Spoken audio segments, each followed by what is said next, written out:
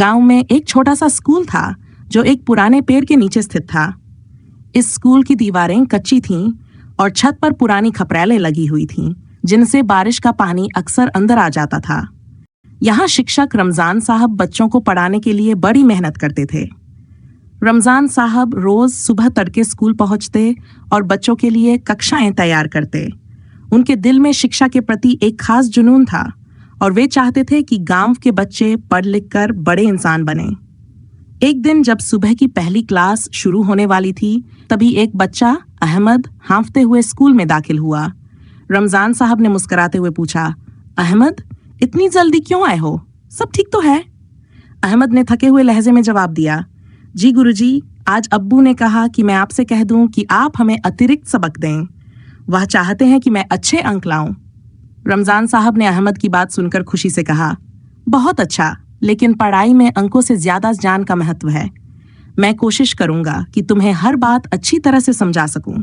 सब बच्चे हलचल में लगे हुए थे। कोई पानी भर रहा था तो कोई तख्ती पर लिख रहा था। अचानक एक और बच्चा, सलीम, शिक्षक रमजान के पास आया और बोला, गुरुजी, आज हमारे स्कूल में बारिश का पानी आ रहा है, हमें दूसरी जगह बैठना पड़ेगा।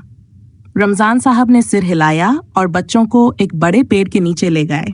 चलो बच्चों, आज की क्लास यहाँ होगी। पेड़ के नीचे बैठना भी तो एक मजा है ना? उन्होंने मुस्कुराते हुए कहा। बच्चे खुशी खुशी पेड़ के नीचे बैठ गए और रमजान साहब ने पढ़ाना शुरू किया। उन्होंने बच्चों को कहानियों के माध्यम से विभिन्न नैतिक पाठ पढ़ाए और फिर हर एक बच्चे से सवाल किए। अहमद ने हाथ खड़ा किया और पूछा, गुरुजी, हमें आगे जाकर कैसे पता चलेगा कि हमने क्या सीखा?